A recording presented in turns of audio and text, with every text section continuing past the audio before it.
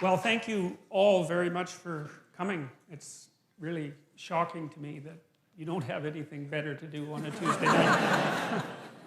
No, seriously though, it is. I mean, you know, it's very strange in some sense that there's so many of you here to listen to a sequence of lectures on the psychological significance of the biblical stories. It isn't something I've wanted to do for a long time, but it still does surprise me that there's a ready audience for it. And well, so that's good. So we'll see how it goes. And I'll start with this because this is the right question. The right question is, why bother doing this? And I don't mean why should I bother doing it. I have my own reasons for doing it, but you might think, well, why bother with this strange old book at all? And that's a good question, you know.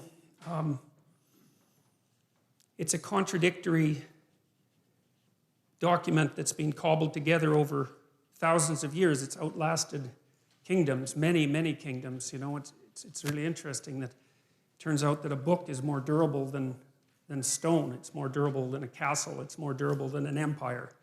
And that's really interesting, you know, that something in some sense so evanescent can be so long-living. So there's that. That's kind of a mystery.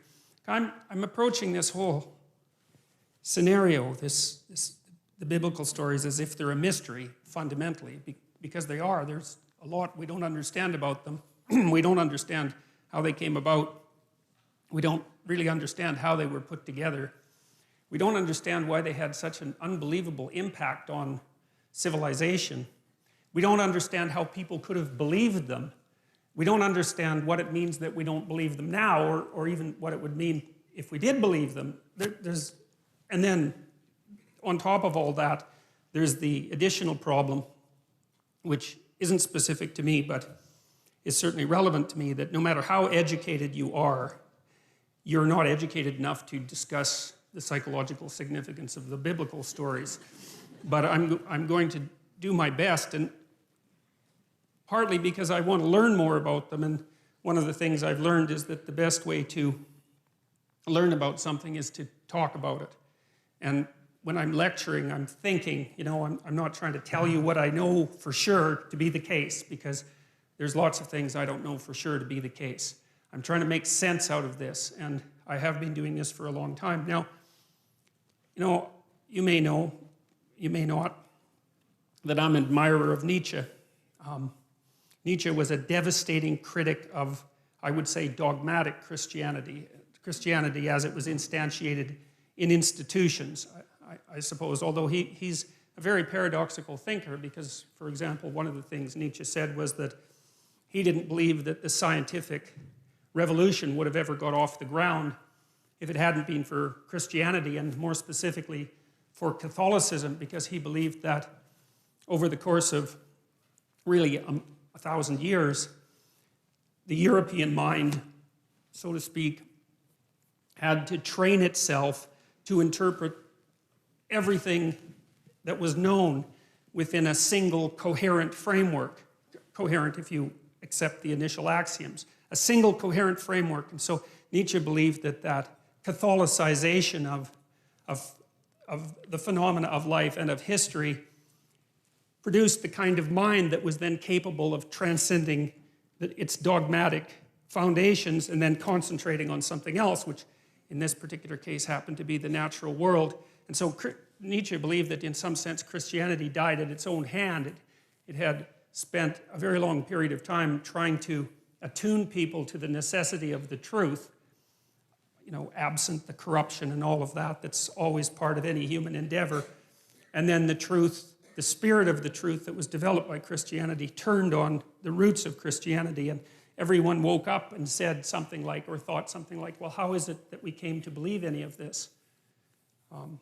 It's like waking up one day and noting that you really don't know why you put a Christmas tree up, but you've been doing it for a long time, and that's what people do. And you know, there are reasons that Christmas trees came about, but what would you say, the ritual lasts long after the reasons have been forgotten. So now Nietzsche, although he was a critic of Christianity and also a champion of its disciplinary capacity, because you see, the other thing that Nietzsche believed was that it was not possible to be free in some sense unless you had been a slave. And by that he meant that you don't go from childhood to full-fledged adult individuality. You go from childhood to a state of discipline, which you might think is akin to slavery, to self-imposed slavery. That would be the best scenario, where you have to discipline yourself to become something specific before you might be able to reattain the generality that you had as a child. And he believed that Christianity had played that role for Western civilization. But in the late 1800s, he announced that God was dead. And you often hear of that as something triumphant. But for Nietzsche, it wasn't, because he was too nuanced a thinker to be that simple-minded. See, Nietzsche understood that, and this is something I'm going to try to make clear, is that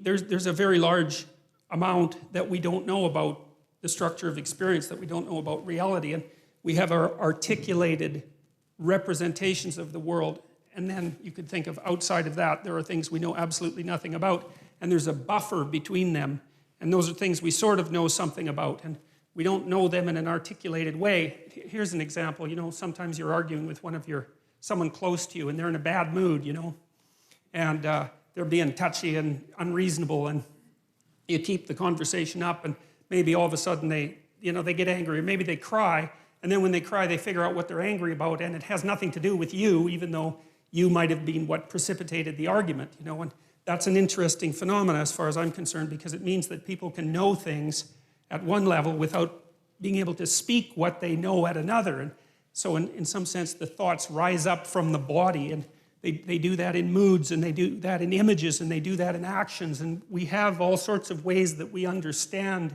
before we understand in a fully articulated manner. And so we have this articulated space that we can all discuss, and then outside of that we have something that's more akin to a dream that we're embedded in, and it's an emotional dream that we're embedded in, and that's based at least in part on our actions, and I'll describe that later. And then outside of that is what we don't know anything about at all. And in that dream, that's where the mystics live, and that's where the artists live, and they're the mediators between the absolute unknown and the things we know for sure.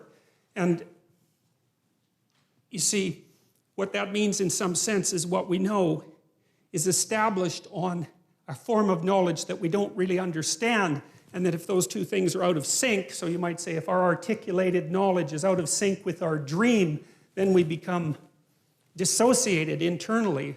We think things we don't act out, and we act out things we don't dream, and that produces a kind of sickness of the spirit, and that sickness of the spirit, its cure is something like an integrated system of belief and representation. And then people turn to things like ideologies, which I regard as parasites on an underlying religious substructure, to try to organize their thinking, and then that's a catastrophe. And that's what Nietzsche foresaw. You see, he knew that when we knocked the slats out of the base of Western civilization by destroying this representation, this God ideal, let's say, that we would destabilize and move back and forth violently between nihilism, let's say, and the extremes of ideology. He was particularly concerned about radical left ideology, you know, and believed and predicted this in the late 1800s, which is really an absolute intellectual tour de force of staggering magnitude.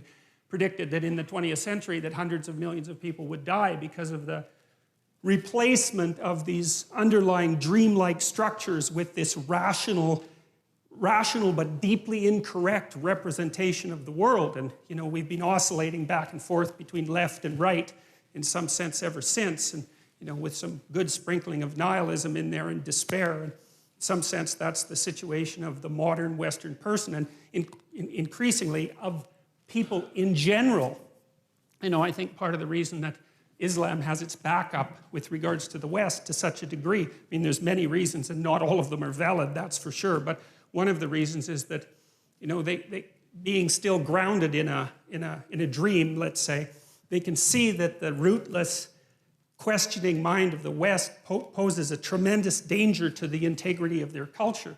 Now, and it does. I mean, Westerners, us, we undermine ourselves all the time with our searching intellect, and I'm not complaining about that. You know, I mean, there isn't anything easy that can be done about it, but it's still a sort of fruitful catastrophe, and you know, it has real effects on people's lives. It's not some abstract thing, you know. I mean, lots of times when I've been treating people for depression, for example, or anxiety, they have existential issues, you know. It's not just some psychiatric condition. It's not just that they're tapped off of normal because their brain chemistry is faulty, although, you know, sometimes that happens to be the case. It's that they are overwhelmed by the suffering and complexity of their life, and they're not sure why it's reasonable to continue with it. You know, they can feel the terrible negative meanings of life, but are skeptical beyond belief about any of the positive meanings. I had one client who was a very brilliant artist, and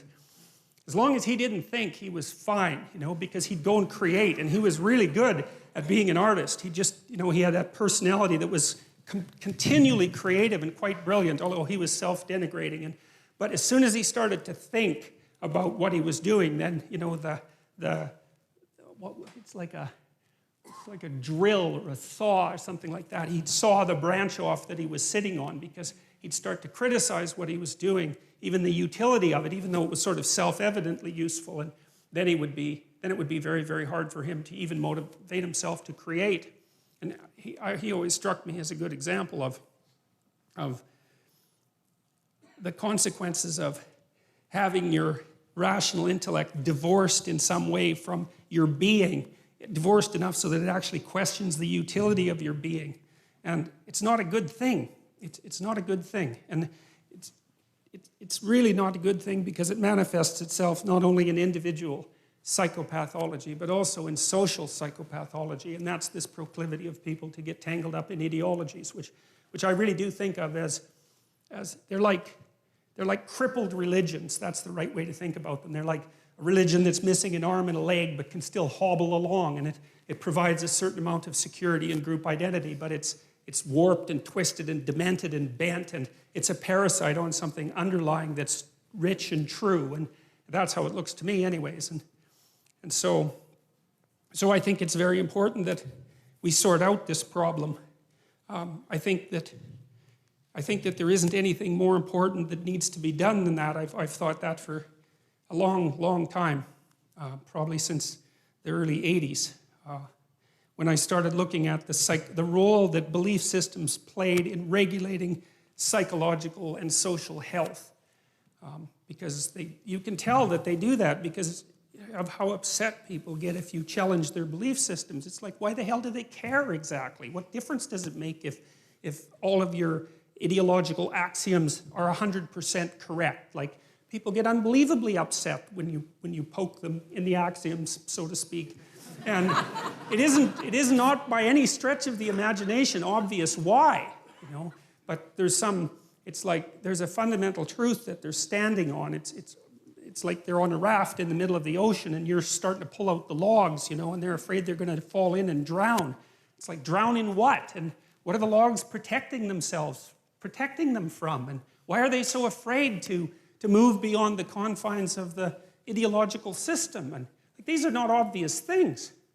So I've been trying to puzzle that out for a very long time, and I've done some lectures about that are on YouTube. Most of you know that. And some of what I'm going to talk about in this series you'll have heard if you've listened to the YouTube videos.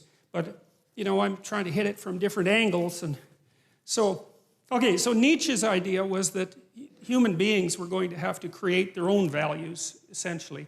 Now, he understood that we had bodies and that we had motivations and emotions. Like, he was a romantic thinker in some sense, but way ahead of his time, because he knew that our capacity to think wasn't some free-floating soul, but was embedded in our physiology, constrained by our emotions, shaped by our motivations, shaped by our body. He understood that, but he still believed that the only possible way out of the problem would be for human beings themselves to become something akin to God and to create their own values.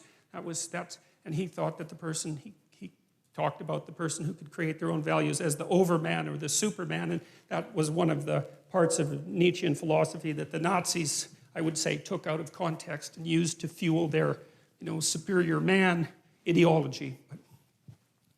So, and we know what happened with that. That didn't seem to turn out very well, that's for sure.